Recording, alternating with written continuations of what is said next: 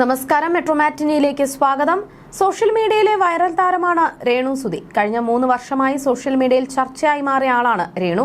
കൊല്ലം സുധിയുടെ അകാല വിയോഗശേഷം രേണു അഭിനയ രംഗത്തേക്ക് എത്തിയത് വലിയ വിമർശനങ്ങൾക്ക് വഴിവെച്ചു.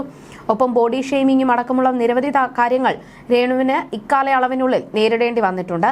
എന്നാൽ തനിക്ക് ക്യാൻസർ ആണെന്ന് രേണു വെളിപ്പെടുത്തിയതു മുതൽ വിമർശനങ്ങൾ പലതും ആശ്വാസവാക്കുകളായി മാറുകയായിരുന്നു. ഇതിനിടയിൽ രേണുവും സുധിയുടെ മകൻ കിച്ചുവും തമ്മിൽ അഭിപ്രായ വ്യത്യാസങ്ങൾ ഉണ്ടായിരുന്നു.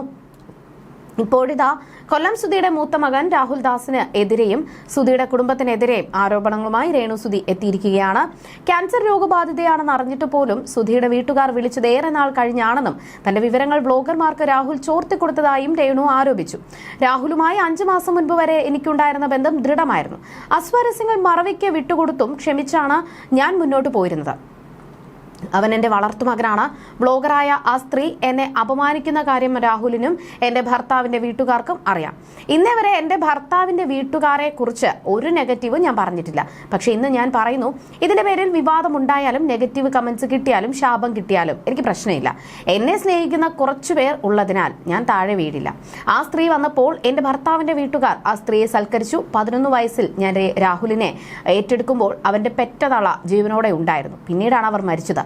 പെറ്റതള ഉപേക്ഷിച്ച കുഞ്ഞിനെ രണ്ടാമത്തെ ഭാര്യ വരെ ഉപേക്ഷിച്ച ഒരാളെ സ്വീകരിച്ചതാണോ ഞാൻ ചെയ്ത തെറ്റ്? അയാളെ ഞാൻ സ്നേഹിച്ചു. വാക്കുകൊണ്ട് പോലും രാഹുലിനെ ഞാൻ വേദനിപ്പിച്ചിട്ടില്ല.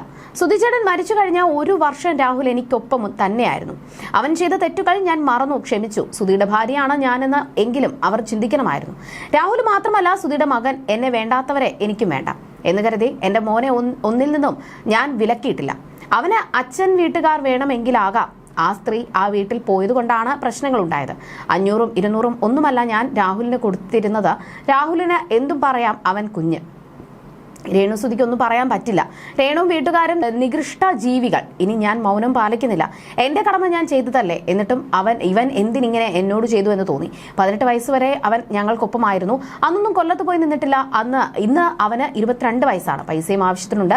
ഒന്നുമില്ലാതിരുന്നപ്പോൾ ഞാൻ മാത്രമേ ഉണ്ടായിരുന്നുള്ളൂ. എനിക്ക് ക്യാൻസർ ആണെന്ന് അറിഞ്ഞിട്ടും കാണാൻ അവരാരും വന്നില്ല. ഇന്ന് വരെ വിളിച്ചിട്ടില്ല. ഞാൻ പട്ടിണി കിടന്നിട്ടും രാഹുലിനെ പട്ടിണിക്ക് ഇട്ടിട്ടില്ല. ബ്ലോഗർമാർക്ക് വിവരങ്ങൾ കൊടുക്കുന്നുണ്ടെന്നെല്ലാം ഞാൻ അറിഞ്ഞു.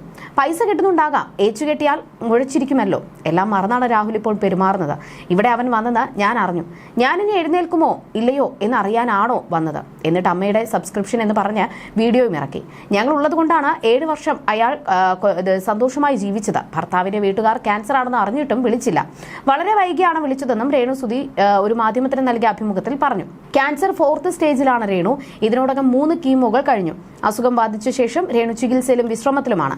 എന്നാൽ കൊല്ലം സുധിയുടെ മരണശേഷം ഏറ്റവും കൂടുതൽ ഒറ്റപ്പെടൽ അനുഭവിച്ചത് അദ്ദേഹത്തിന്റെ മൂത്ത മകൻ കിച്ചുവായിരുന്നു. എല്ലാ ദുരിതങ്ങളിൽ നിന്നും ഒറ്റപ്പെടലിൽ നിന്നും സ്വപ്രയത്നത്തിലൂടെ കരകയറി വരികയാണിപ്പോൾ ആ 22-കാരൻ. മച്ചാൻസ് വ്ലോഗിന്റെ പോഡ്കാസ്റ്റിൽ പങ്കെടുത്ത അച്ഛന്റെ ഓർമ്മകൾ കിച്ചു പങ്കുവച്ചിരുന്നു.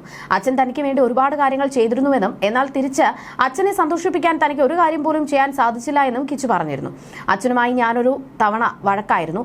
എനിക്ക് വേണ്ടി ഇത്രയും കാര്യങ്ങൾ ചെയ്തു. തിരിച്ച് അച്ഛനെ സന്തോഷിപ്പിക്കാൻ ഒരു കാര്യം പോലും എനിക്ക് ചെയ്ത് കൊടുക്കാൻ പറ്റിയിട്ടില്ല. എനിക്ക് വേണ്ടത് ഇത്ര വരെ എനിക്ക് ചെയ്തു തന്നു. പക്ഷെ ഞാൻ അന്ന് അതുപോലും മനസ്സിലാക്കി എടുത്തിട്ടില്ല. അതൊക്കെ എനിക്ക് ഇപ്പോഴും വലിയ കുറ്റബോധമായി മനസ്സിൽ കിടപ്പുണ്ട്. അച്ഛൻ മദ്യപിച്ച് വന്നപ്പോൾ അങ്ങോട്ടും ഇങ്ങോട്ടും സംസാരമായി. വലിയ കുഴപ്പമൊന്നുമില്ലായിരുന്നു. പരമാവധി നിയന്ത്രിച്ച് വയ്ക്കുമായിരുന്നു. ഞാൻ ഭയങ്കരമായി കൺട്രോൾ ചെയ്ത് നിർത്തും. കണ്ണുള്ളപ്പോൾ അതിന്റെ വില അറിയില്ല, ഇല്ലാത്തപ്പോഴാണ് വില അറിയുന്നത് എന്ന് പറയില്ലേ. അങ്ങനെ വന്ന ഒരാളാണ് ഞാൻ. എനിക്കറിയില്ലായിരുന്നു അത് ഒറ്റയടിക്കാണ് എനിക്കിതെല്ലാം മനസ്സിലാകുന്നത്. എപ്പോഴും നമ്മൾ ഒറ്റയ്ക്കായിരിക്കും. എപ്പോഴും ഒരാൾ നിങ്ങളുടെ കൂടെ ഉണ്ടാകണമെന്നില്ല. ഞാൻ അങ്ങനെ ഒരാളാണ്. എനിക്ക് പുറത്തേക്ക് ഒന്ന് പോകണമെങ്കിൽ ഒരു കൂട്ടുകാരനെങ്കിലും എന്റെ കൂടെ വേണം. അതാണ് ഇപ്പോൾ എനിക്ക് മാറ്റിയെടുക്കേണ്ടത്. ഒരു കാര്യം ഒറ്റയ്ക്ക് എനിക്ക് ചെയ്യാൻ പറ്റത്തില്ല എന്നും കിച്ചു പറഞ്ഞിരുന്നു. You're watching me on metromatney.com. metromatney.com. metromatney.com. Subscribe for more videos. Subscribe for more videos. Subscribe here for more videos. Subscribe now. Thank you.